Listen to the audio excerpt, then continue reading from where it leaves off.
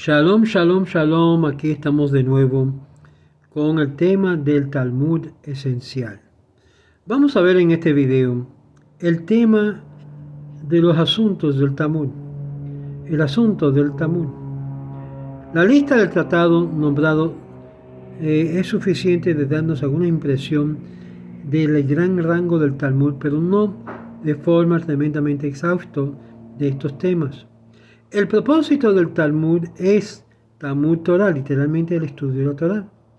En forma y sentido más amplio, es que esto es la adquisición de sabiduría, entendimiento y conocimiento, siendo que la Torah cubre y nos da de entender que esto es lo esencial de todo el estudio, siendo que la Torah se concierne en algo mucho más sobresaliente que contiene el mundo mismo. Una alegoría en el Talmud y en los comentarios presenta a la Torah como un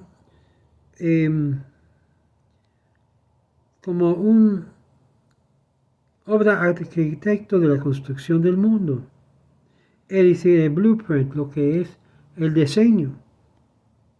En otros lugares, el Talmud es calculado hasta cubrir la Torá y varias veces habla del mundo. Y por lo tanto, toda vida que es de interés a los eruditos y constituye algo digno, un tema digno para el asunto del Talmud, puede ser discutido de forma breve o de forma muy detallada. Este concepto de la Torá es sin medida más amplio que los conceptos de la ley religiosa, y a veces, mientras que la jurisprudencia religiosa cubre diferentes facetas y esferas de la vida, sin embargo, sobremira otros asuntos de víspera de la Torá que es aún más amplio.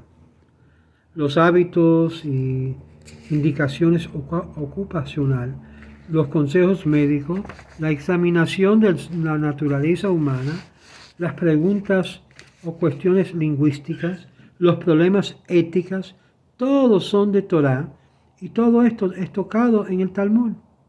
Siendo que la vida es una premiación de la Torá, los sabios no solamente eran maestros, sino ofrecían como ex catedral instrucción. Su propia vida constituía en lo que es vivencia de la Torá. Algo que pertenece para ellos es digno de ser de pasado. Los sabios ellos mismos dijeron, muy pocas conversaciones así general, ni siquiera se involucraba en lo que es el asunto de comedia, sino que cuando se involucraba en declaraciones, los sabios tenían que estudiarlo, y muchas cosas que eran de gran importancia halágica eran derribadas por tal comentarios sin cualquier intento educacional. Es decir, no se jugaba, no era, estamos jugando, no. Esto siendo la acción de los sabios de gran significancia mayor.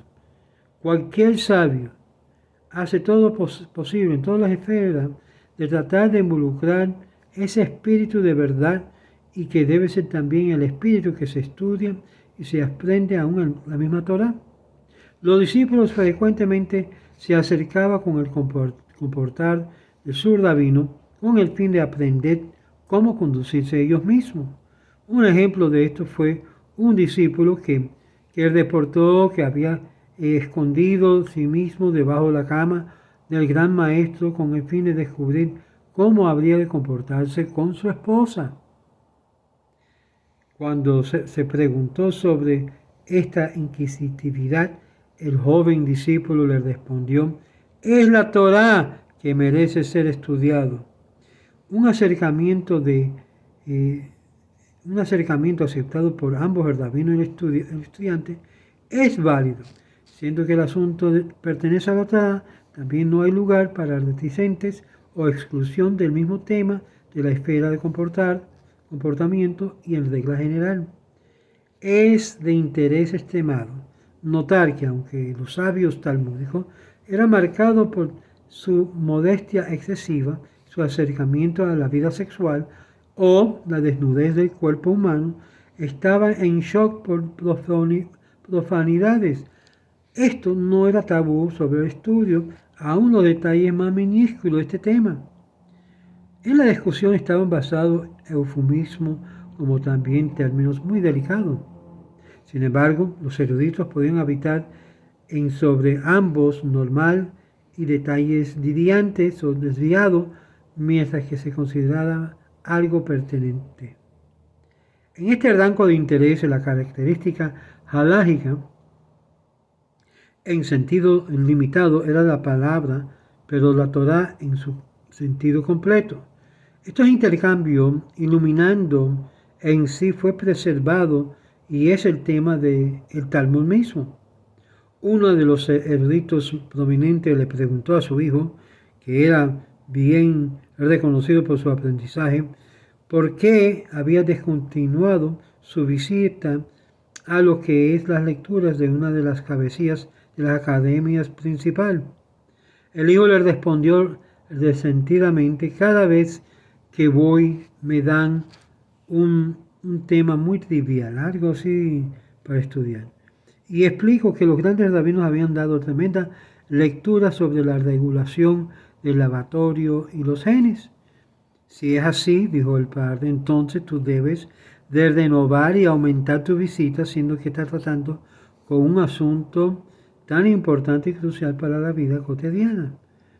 En luz a esto, en la actitud no es sorprendente que el Talmud contiene aún indicaciones médicas, remedios de enfermedades, explicaciones de los dichos de la gente y muchos centenares de otras anécdotas de varios personalidades famosos. Este es el asunto no solamente de formar parte del currículo regular del estudio, sino también de ciertos eruditos que adhirieron estrictamente al tema a mano y de esta forma podían entrar en la academia y no simplemente ser negado el valor por otros asuntos. El rabino Zira, el sabio, quien era famoso por su piedad y su santidad, fue a la tierra de Israel contra el consejo de su rabino, pero por causa de esto que se sintió tenía que ver a su maestro por última vez, fue sin ser visto. Él se escondió a sí mismo y escuchó lo que había instruido el rabino sobre las casas, de asistir a las casas de baño, que era una obligación.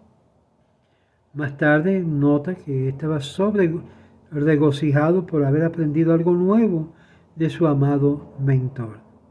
De este mismo tiempo, similarmente, ciertas restricciones eran aplicadas al tema del asunto.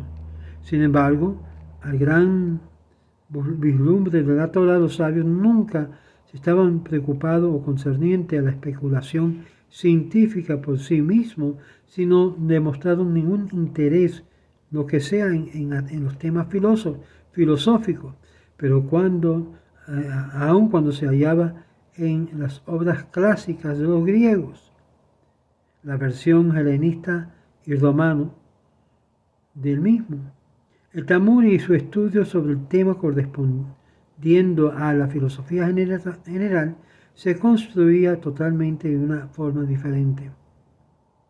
Similarmente, los sabios eran indiferentes a la ciencia en sí mismo, sea esta astronomía, medicina, matemática, o aun si fuera dentro de los mismos fronteras de la Torá, en la cual se estudiaba solamente asuntos en dos planos, tratando con la ciencia y entonces relatándolo con la ley halágica y sobre la naturaleza de la ciencia, solo cuando la ética general y biológica eran implicaciones.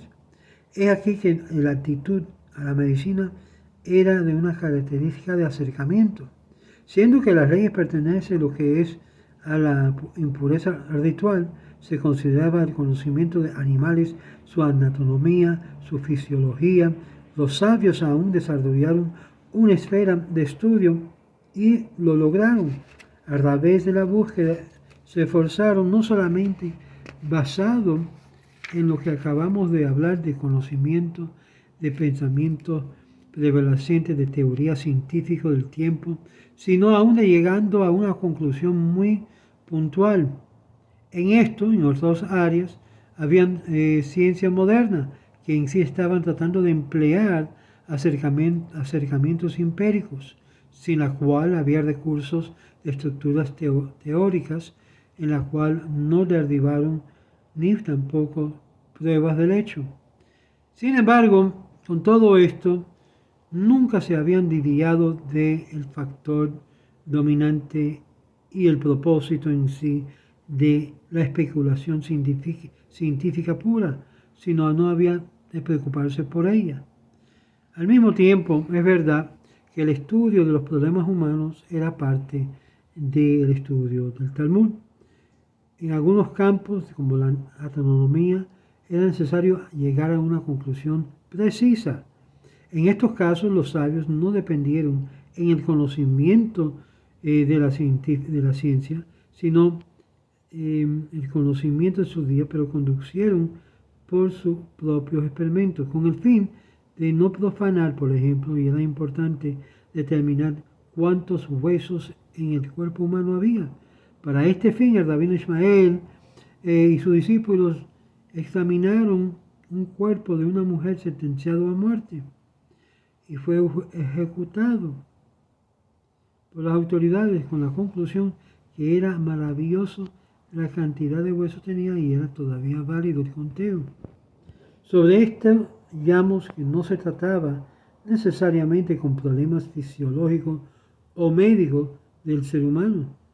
Es decir, la medida por decidir cuál era la medicina más eficaz y cuál eran solamente ¿cómo se puede decir? Algo burloso en la prueba científica, era en sí la astronomía, que era lo que es datos actuales, y su imagen del mundo para hacerte afirmar que varias fuentes eran inconsistentes y que aparecía bien primitivo de primera vista, cuando el estudio de sus declaraciones, sin embargo, llega a concluir de que no estaba involucrándose con un verdadero cosmología o especulación, pero por contemplando el mundo espiritual real, aunque fueron expresiones ausentes de lo abstracto.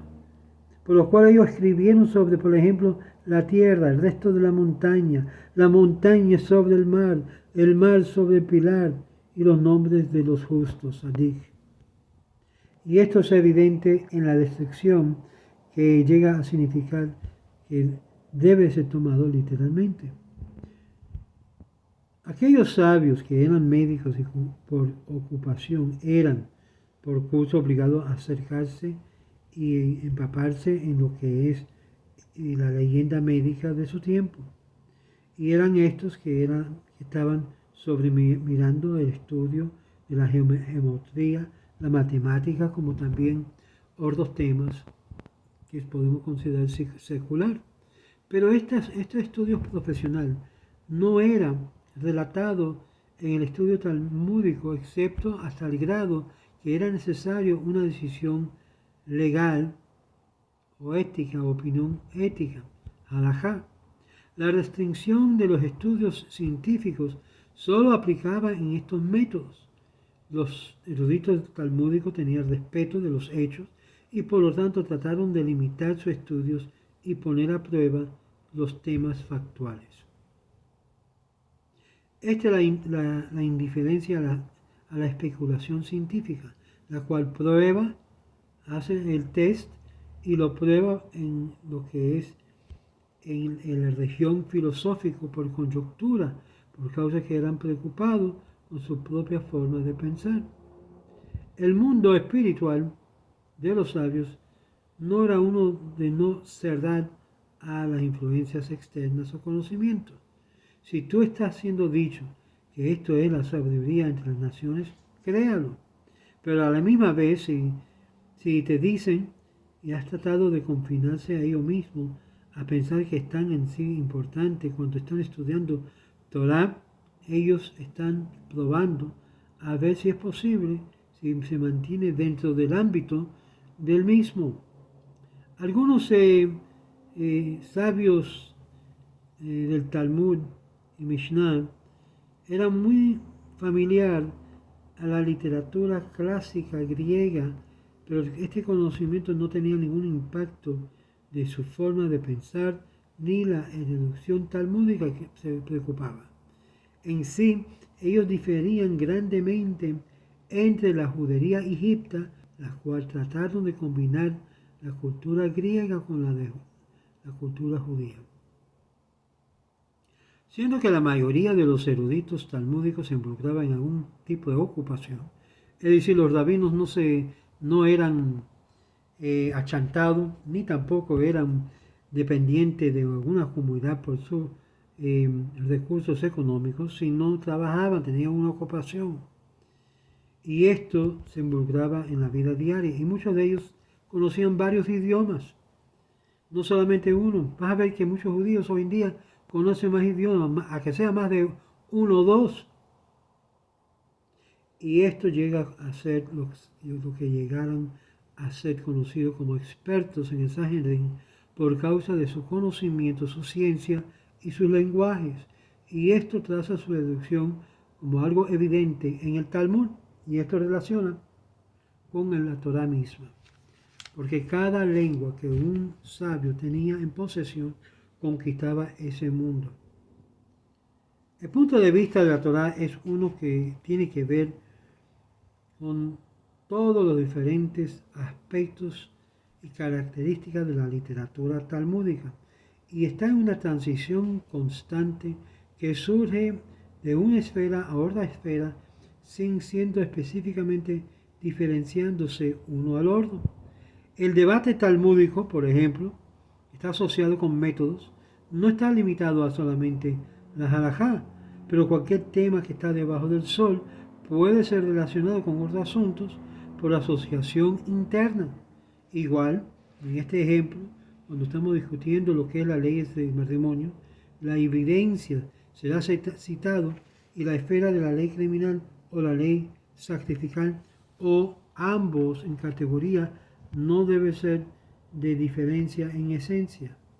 Lo que es el debate halágico, en la cual se oponen extremadamente diferentes prosaicos en temas en los cuales cambian su imperceptibilidad a la esfera ética, alegoría y metafísica. Solo en el Talmud, cuando uno está leyendo las siguientes declaraciones sobre este tema, habían diferentes opiniones entre aún dos sabios de la tierra de Israel, y solo aquellos que estaban dispuestos a debatir entre dos ángeles del cielo sin saber extrañar la justa posición. Después de todo, los asuntos mundanos, los asuntos de discusión en la halajá, pertenecen a las preguntas de las esferas celestiales y son concentrados juntos dentro del concepto de la Torá y su interacción entre cada uno de esos aspectos. Y aquí vemos en sí lo que es el tema del asunto del Talmud. El tema del asunto del Talmud involucra todo tipo de ciencia y cosas que uno se diría, eso es mundano.